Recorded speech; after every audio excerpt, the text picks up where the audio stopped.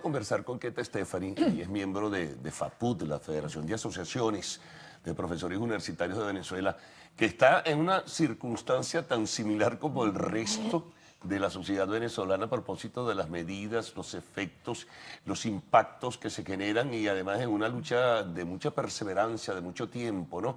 Discutiendo mejoras y desde luego que un mejor perfil para los profesores universitarios de nuestro país.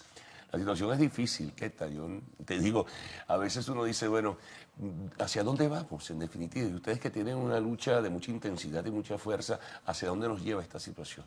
Bueno, bienvenida. Bueno, gracias por la invitación. Realmente la situación es inédita. Es decir, esta es una situación que no habíamos vivido en el país. Yo creo que otros países, así como lo está viviendo Venezuela, no la han vivido. No, ¿no? Y por lo tanto no hay modelos de respuesta, no hay fórmulas de respuesta. Es una situación donde yo creo que la gente tiene que salir a defender su derecho.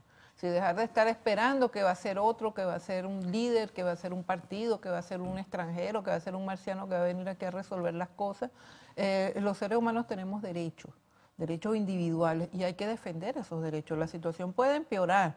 Están cocinando una constitución que el peligro es la liquidación ya en el marco jurídico del país de los derechos individuales de la gente. Bueno, ya están en la práctica eliminados. Lo que está ocurriendo con las universidades o lo que está ocurriendo con todos los trabajadores dependientes del Estado es la liquidación de los derechos laborales, de los derechos sociales de la gente. Ahora, ubicarnos un poquito en el sector universitario, ¿no? Al margen de la decisión del salario mínimo, al margen de lo que ustedes vienen discutiendo con el Ministerio de Educación Universitaria, surgió una propuesta, en ese caso que fue rechazada de inmediato, un poco para recapitular las cosas. ¿En qué consistía la propuesta del Ministerio de Educación Universitaria que no llena, por supuesto, que las expectativas del sector de los docentes de las universidades? Bueno, el primer problema es que no es una propuesta, es una imposición. Lo que Así está haciendo nomás. Sí, no están proponiéndole nada a nadie, no están discutiendo con nadie, y eso es un derecho laboral también, el derecho a convenir tus condiciones de trabajo y remuneración. El gobierno está liquidando la convención colectiva como derecho en el país, no solo con el sector universitario, con el sector del magisterio, con el sector salud, con los eléctricos, el metro, petróleo, con todo el mundo.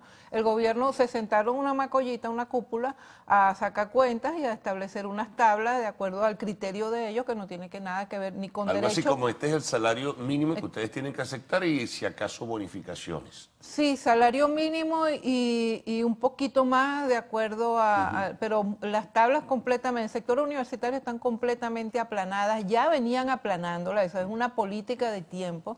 Nuestros escalafones pasaron de 18 a 13% con la segunda convención, que por eso que participamos de su discusión y no la firmamos por eso, no fuimos a conflicto en 2015, y en este momento de 13% la diferencia entre los escalafones a 6%. Ahora, un escalafón de un profesor universitario son 4 o 5 años de experiencia haciendo docencia, investigación y extensión, y un trabajo importante de investigación del cual presenta resultados y defiende y publica. Entonces, ese no es cualquier cosa, tomando en cuenta que la universidad lo que hace es producir conocimiento, es decir, ese es el profesor que está produciendo conocimiento, es el investigador.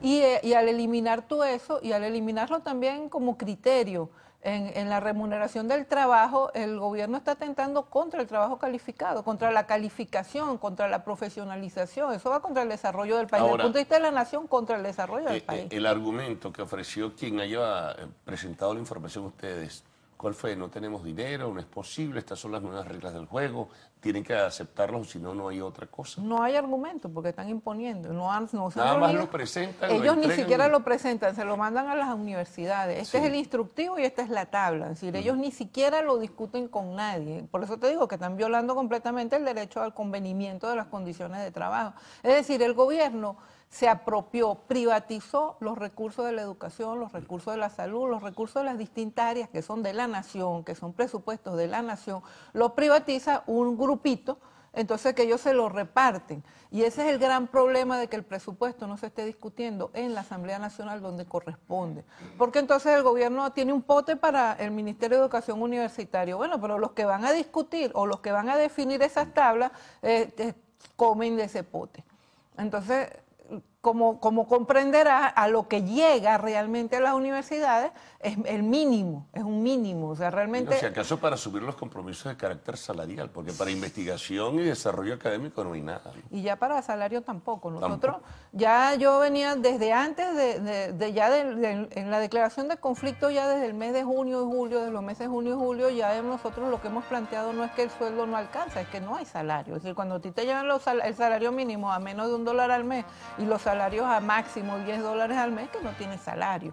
No es que no te alcance, es que no hay salario. Y en este momento en Venezuela esa es la situación. Ahora, pudiera pensarse, Queta, que se trata ya de la fase final de una estrategia que viene desarrollándose desde hace muchísimo tiempo, como han denunciado algunos factores gremiales. Es decir, bueno, ya esto es el final de todo ello. O lo toman o lo dejan, o si no, nos apoderamos de las universidades. Sí, el gobierno quiere apoderarse de las universidades indudablemente y el país. Es decir, ya no solamente es el Estado, ya no solamente es que sitiaron el Estado, que si están sitiando al país y no tienes para dónde agarrar, no tienes opciones. Y yo por eso que yo te digo, ya esto va más allá de una vanguardia o de unos partidos o unos dirigentes que asuman la conducción de algo. Esto es un problema de que cada uno de nosotros tiene que salir a defender sus derechos, porque todos tus derechos humanos están en juego en este momento o están siendo negados y están siendo atropellados en este momento por el gobierno. Bueno, vamos a hacer una pausa, Queta, y vamos a retornar enseguida para continuar conversando con Queta Stephanie, directiva de la Federación de Asociaciones de Profesores Universitarios de Venezuela, FAPUP.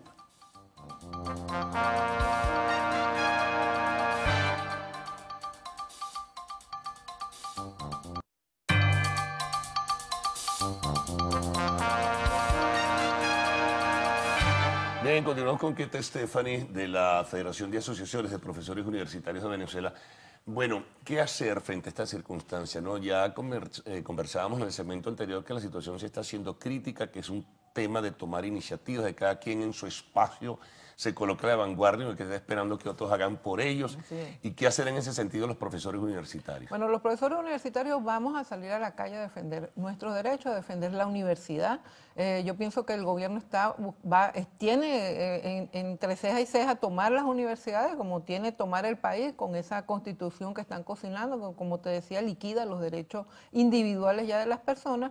Y para lograr hacerlo, nosotros tenemos que unirnos todos los que tenemos el mismo problema. Por ejemplo, en el caso de los profesores universitarios es exactamente el mismo problema que tienen los maestros, que tiene el sector salud, es exactamente el mismo problema. Aplanaron las tablas, desconocen el talento, hay una pérdida bárbara del talento, es decir, la gente se está yendo del país, te quedan las universidades sin las personas con el mayor conocimiento para atender lo que es el asunto de la universidad. Lo mismo está pasando en el sector salud, lo mismo está ocurriendo en petróleo. Los que se están yendo son los que saben sacar el petróleo. Es decir, los que se están quedando son los que hacen otras cosas. De lo poco que queda. Es decir, estamos perdiendo precisamente lo que es el talento fundamental en términos de país, en términos de los derechos de la gente. ¿Es parte de una estrategia deliberada o intencional?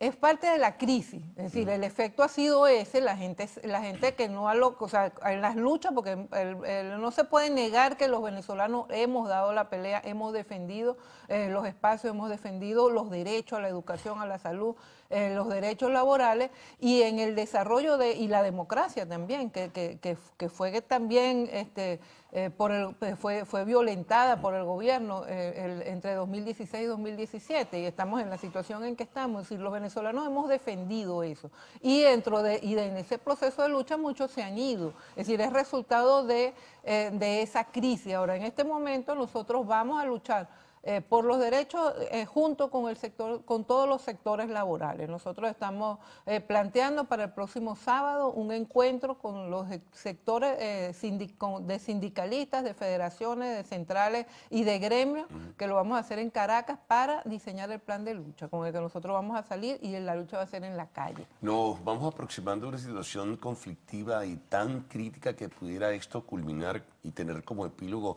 una huelga general de los diversos sectores afectados, es decir, una paralización total del país. El país está más o menos paralizado, o sea, porque, bueno, hay crisis eléctrica, hay crisis de transporte, la gente no puede ir al trabajo, es decir, las instituciones están paralizadas, todos los servicios, las dependencias oficiales no resuelven nada, muchas veces es simplemente porque el personal no puede asistir o porque renunció y se fue, ni siquiera renunció, porque se fue sin renunciar, es decir, ya el país está más o menos paralizado. Esta lucha va a ir desarrollando las distintas formas que sean necesarias. Puede llegar a la huelga general, claro que sí, como puede que no sea necesario.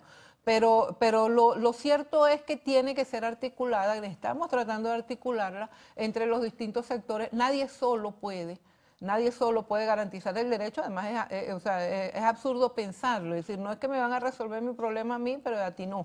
Es decir, no es que aquí va a tener salario digno los profesores universitarios, pero los maestros no.